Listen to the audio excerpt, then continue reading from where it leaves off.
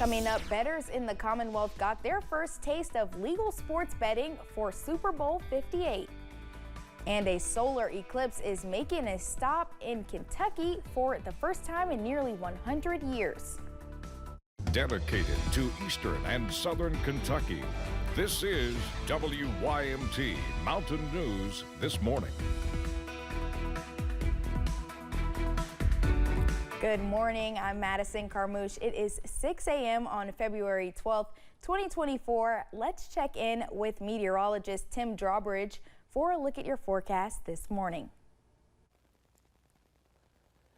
Good morning, Madison. Good morning, everyone. All right, I know there's a few of us that ended up staying up late last night, or we got woken up by people watching the game because they were excited, right? Yeah, that was me. My phone went off a few times last night. But nonetheless, let's talk about the headlines for today. Got some fog issues in a few locations. We'll show you coming up momentarily.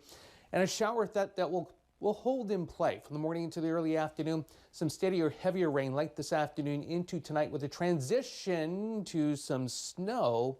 And then, yes, indeed, we got to talk about a nice Valentine's Day on Wednesday. Temperature-wise this morning, generally in the 40s, closer to 50 of the Tennessee state line, cooler toward Lexington and Louisville. Here are the visibilities. Again, low toward Williamsburg and Middleborough. There's the update down to 2 miles. And pea soup thick again, Pikeville out toward UVA-wise. The pinpoint Doppler radar, a few spotty showers to our south and across our southern counties toward Kingsport. Nonetheless, yes, indeed, a lot of clouds across eastern and southern Kentucky, which means we hold the clouds in play from the morning into the afternoon, shower threat, and we look for a steadier rain threat to come in later this afternoon with a high in the lower 50s. More about the transition to snow with your first Alert 7-day forecast coming up in just a few moments. Madison? Tim, thank you. A Kentucky man has been convicted in federal court for his role in the January 6th insurrection at the U.S. Capitol. 34-year-old Stephen Chase Randolph is accused of helping knock a police officer unconscious during the attacks.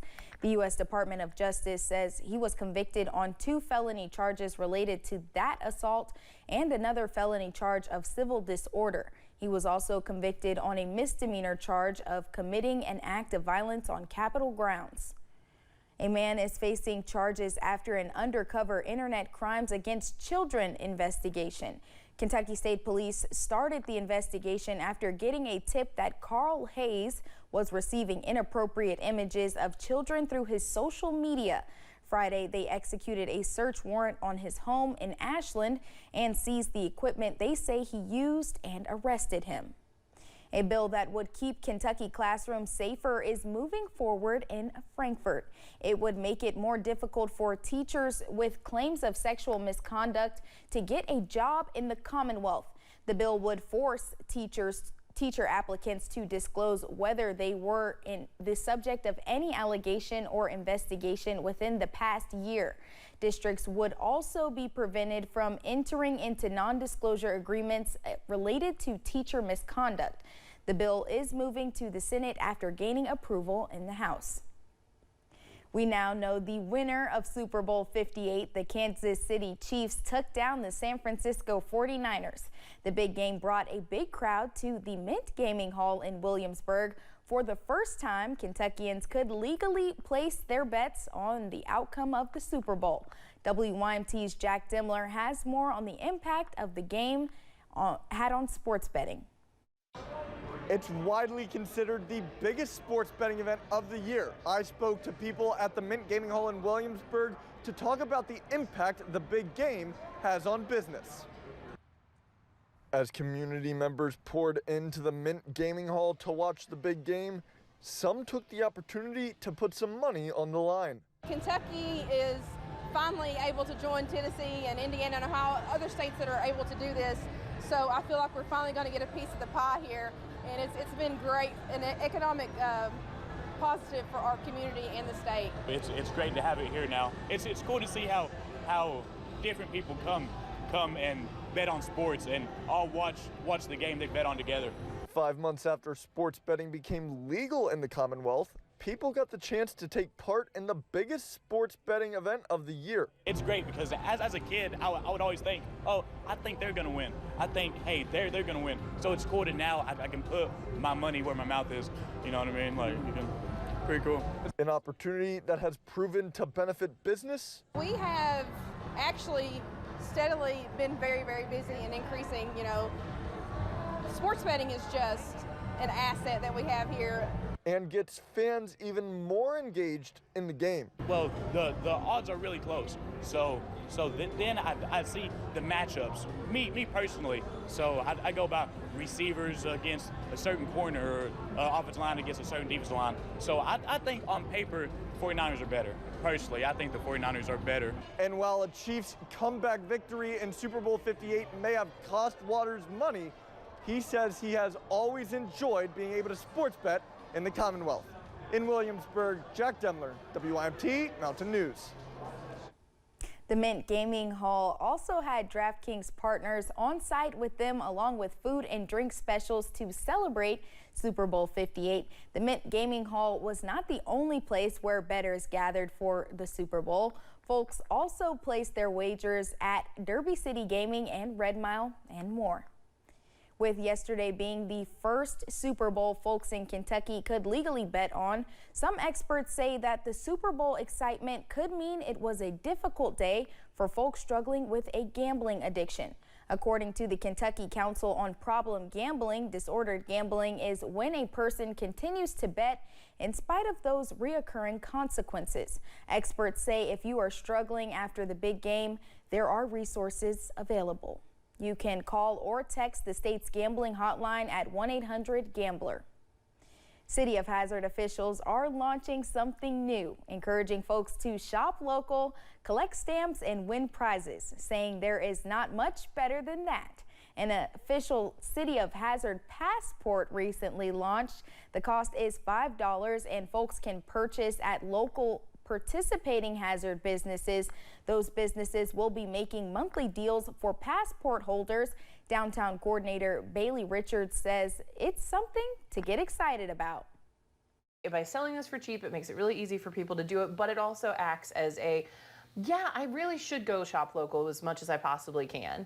At least once a month, I need to go out to the stores and just, see what they've got and talk to everybody. Even if you don't buy anything, traffic is traffic, and it helps push more people to these businesses. Officials say they plan to continue hosting special holiday shopping days as well. Back in 2017, a total solar eclipse wiped across the United States, giving us the first coast-to-coast totality in 99 years. This April, it's going to happen again on April 8th. Another total solar eclipse will cross the U.S. for a little over 4 minutes. Alexa Minton has more information. Excitement is already buzzing as the total solar eclipse is less than 60 days away on April 8th, 2024. It will be a total eclipse, meaning the sun will be totally obscured, just like the eclipse in 2017.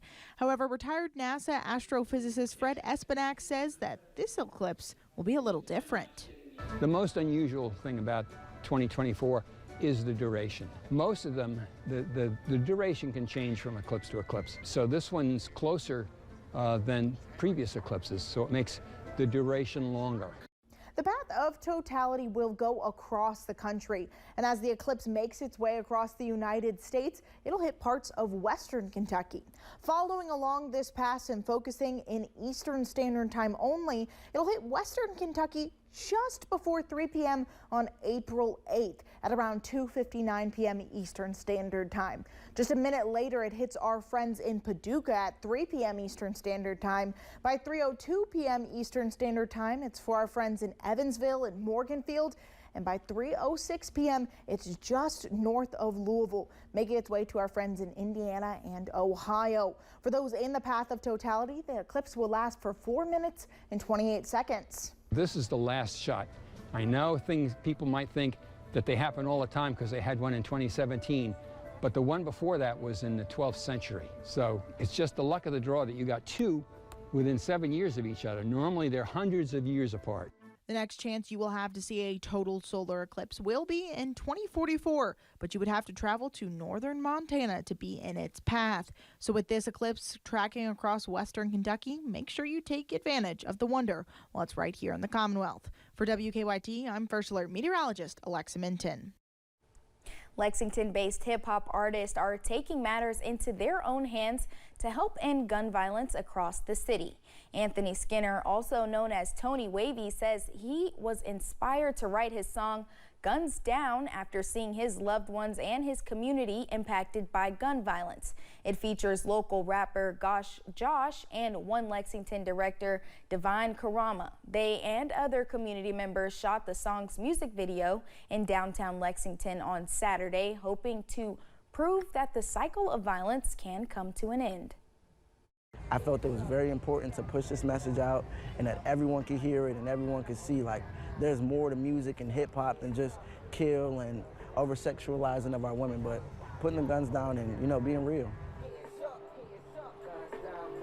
Guns Down will be released February 16th on all music platforms.